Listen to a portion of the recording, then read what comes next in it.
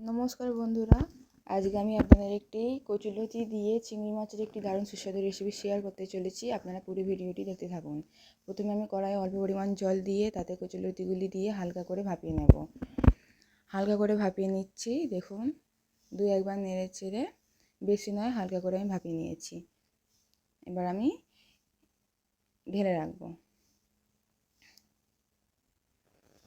এবার কচুলতিগুলো আমি একটা জায়গায় ঢেলে রেখেছি। এবারে কড়াইটি গরম হয়ে গেলে তাতে আমি পরিমাণ মতন অল্প করে সর্ষের তেল দেবো।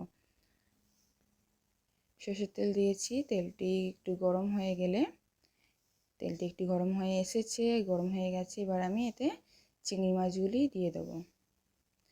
চিংড়ি মাছগুলি দিয়ে আমি হালকা করে লাল লাল করে ভেজে নেব।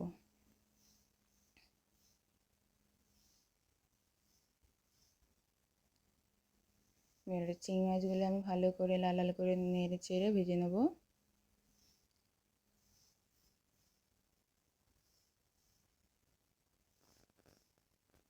দেখুন হালকা ভাজা ভাজা হয়ে এসেছে। আর দু একবার নেড়ে চেড়ে আমি চিংড়ি মাছগুলো নামিয়ে নেব।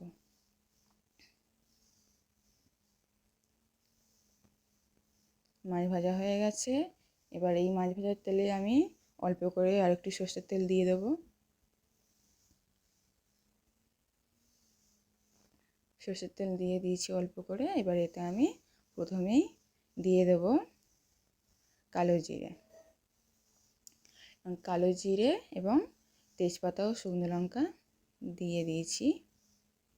আর হালকা করে নেড়ে নেব।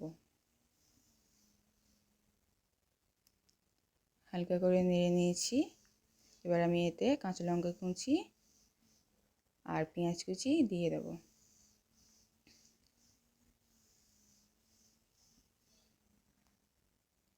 এবং পেঁয়াজ কুচি দিয়ে ভালো করে ভাজা ভাজা করে নেব।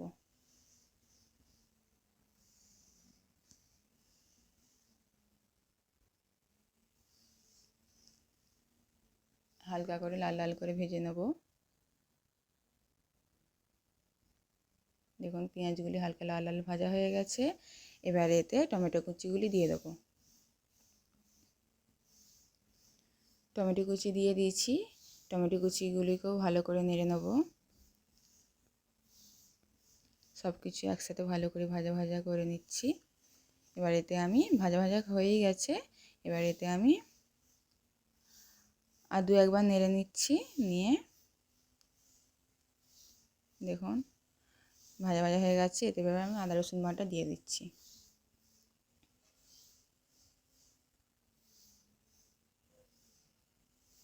আদা রসুনটা একটু ভাজা করে নিচ্ছি যাতে কাঁচা গন্ধটা কেটে যায়।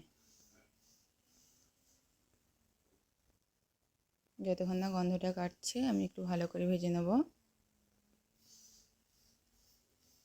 ভাজা ভাজা হয়ে গেছে। এবার এতে আমি হলুদ গুঁড়ি, লঙ্কা গুঁড়ি এবং নুন ও অল্প পরিমাণ চিনি সব একসাথে দিয়ে ভালো করে কষবো।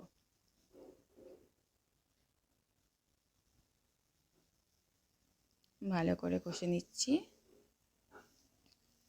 দেখুন ভালো করে আমার কষা হয়ে গেছে। এবার এতে আমি আগে থাকতে ভাপিয়ে রাখা কচুলতিগুলি সব দিয়ে দেবো।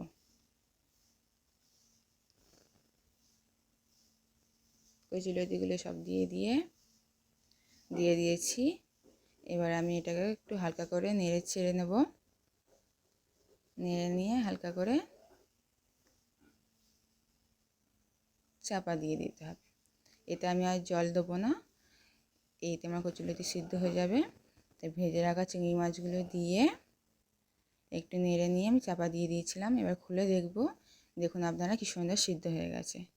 মানে আমাদের কচুলতি চিংড়ি মাছ দিয়ে একদম কমপ্লিট।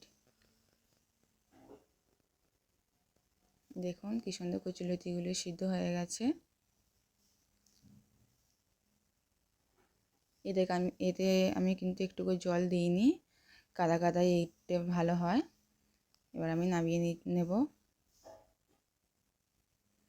আপনারা অবশ্যই একবার হলেও এই রান্নাটি ট্রাই করে দেখবেন এবং খেয়ে জানাবেন আমাকে কেমন হয়েছে।